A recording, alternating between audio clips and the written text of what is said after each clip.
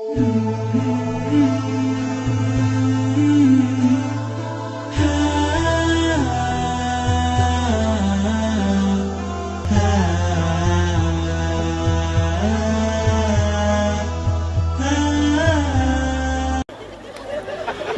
ciri-ciri ibu kesetanan itu Pak Ustadz? Rambutnya tinggi ke atas.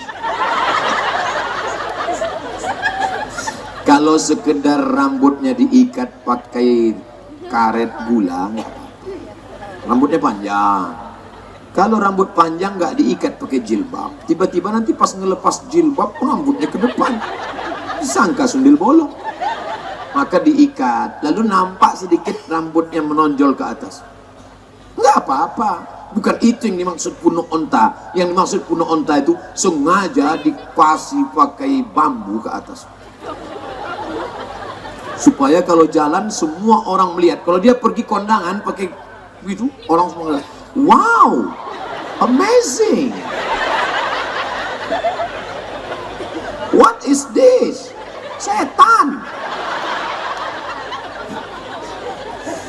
Nah, oleh sebab itu maka kita mesti jaga. Setan terus mengikuti kita.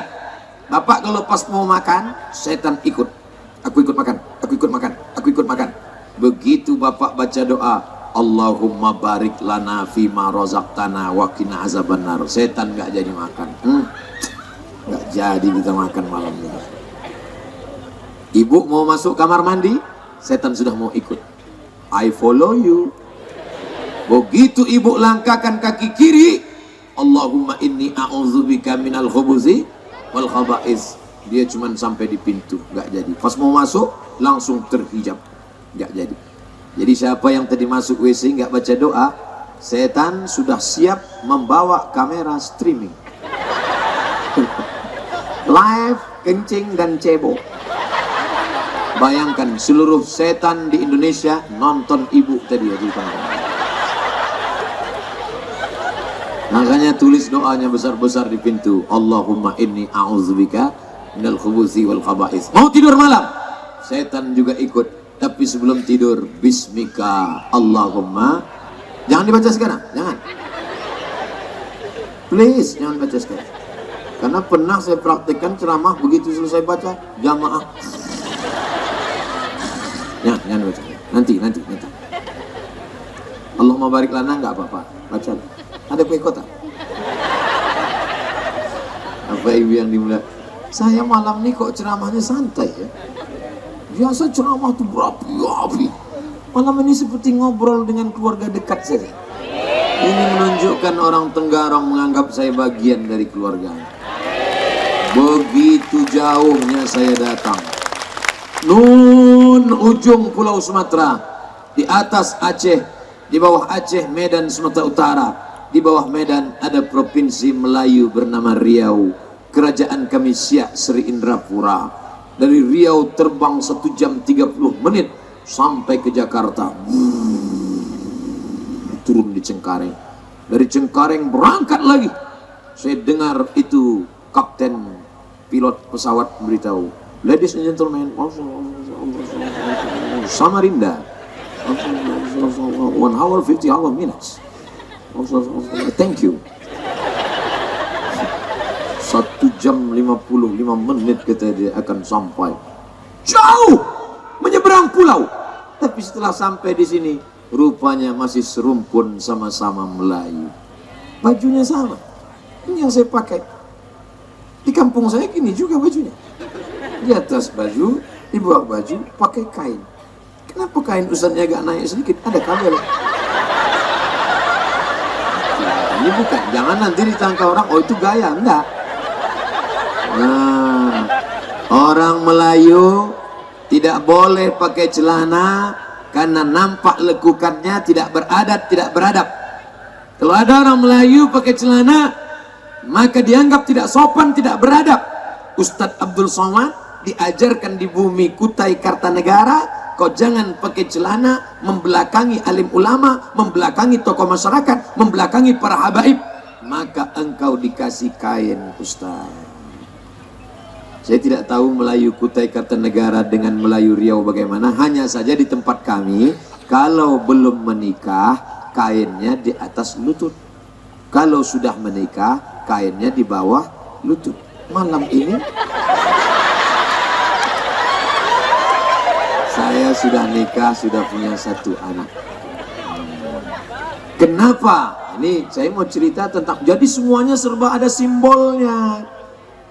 Kenapa anak muda pakai kainnya di atas lutut? Kenapa kalau sudah menikah di bawah lutut, yang di atas lutut biar mudah dia membuka pencak silat. Ada yang macam-macam.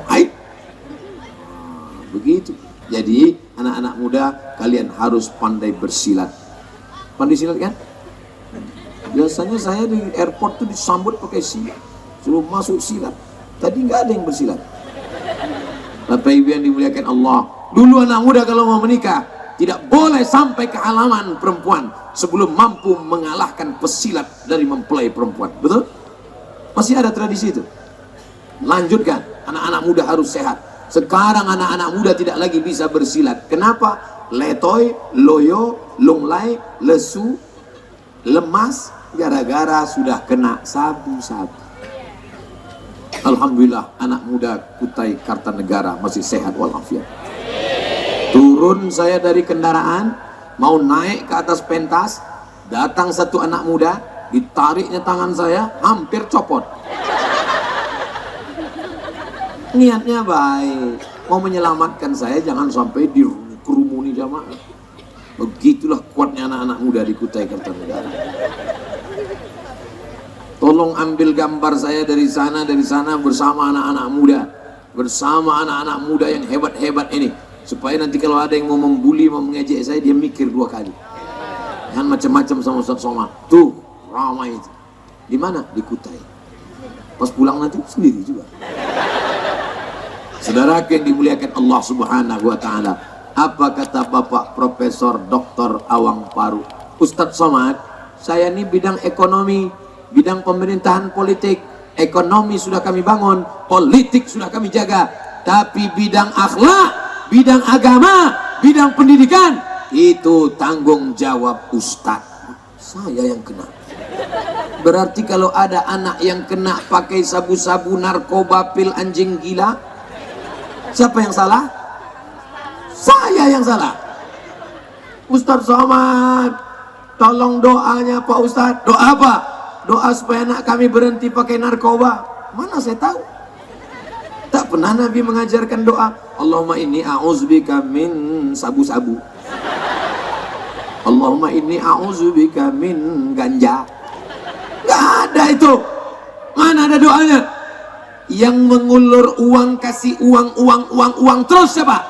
Bapak yang tidak pernah ngontrol dia sedang di mana, pulang jam berapa, jalan sama siapa.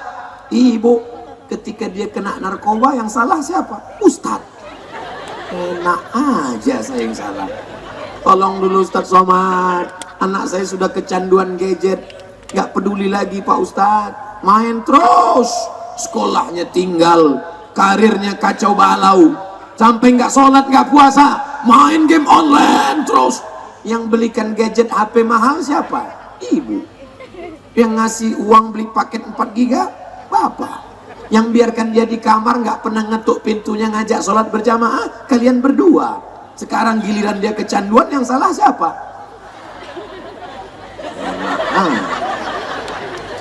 Malam ini kita sedang ingin menyadarkan bahwa kita salah bersama-sama.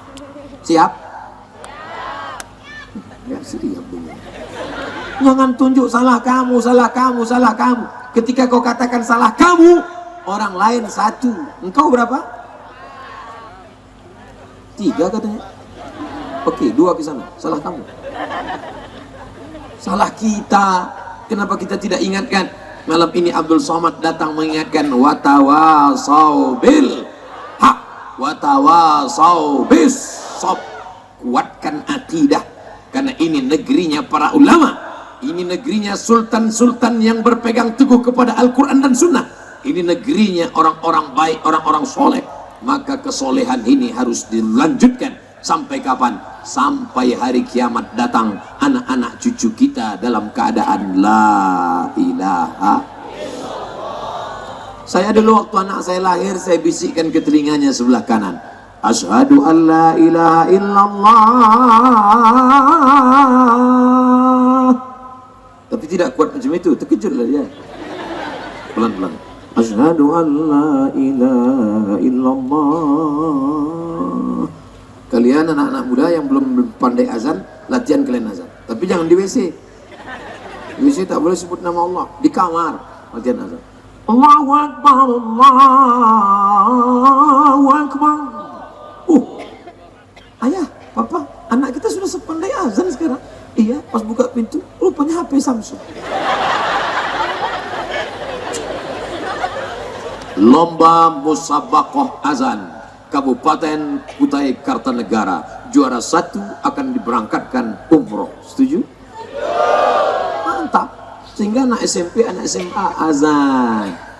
Nanti yang juara-juara itu mereka lah yang azan di masjid-masjid kecamatan, masjid desa, masjid kampung, surau dan musola. Walaupun dia nggak dapat hadiah umroh, tapi dia sudah punya sertifikat juara azan ditandatangani oleh Bapak PLT Bupati. Bangga dia, ditempelnya di dindingnya. Nih, aku pernah juara. Juara berapa? Juara 100.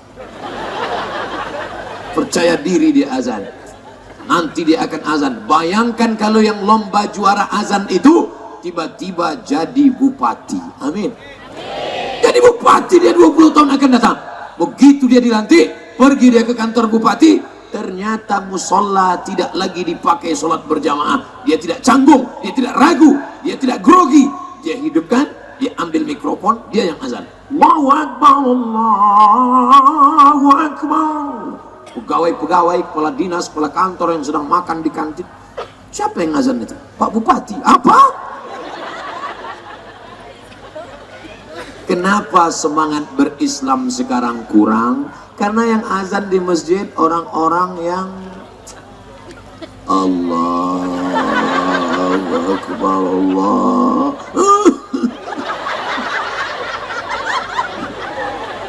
Kata setan, ini serius nggak nih? Aku kalau serius aku cabut, kata setan. Tapi kalau cuman geladi nggak usah lah, kata setan. Dia yang azan, kita yang ragu. Ini selesai apa enggak? Jangan-jangan tengah jalan putus nggak bisa disambung. Oleh sebab itu, bukan berarti kita takut anak kita jadi muazin.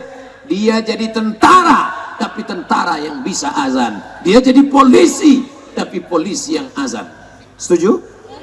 Bayangkan kalau polisi yang azan. Allahu Akbar, Allahu Akbar. Kalau polisi gitu lagunya. Tapi kalau yang sekedar kepala cabang, kepala dinas, Allahu Akbar, Allahu Akbar. Itu berarti itu nggak ada pistolnya itu. Dari lagunya kita udah tahu. Tapi kalau tentara, Allahu Akbar, Allahu Akbar, itu tentara itu. Dari lagunya kita udah tahu. Sekarang banyak muazin yang disalahkan. Kamu kenapa nggak sholat subuh di masjid tadi? Salah muazinnya Pak Ustaz. Kenapa? Lagunya terlalu slow. As-salatu khairum minan naum.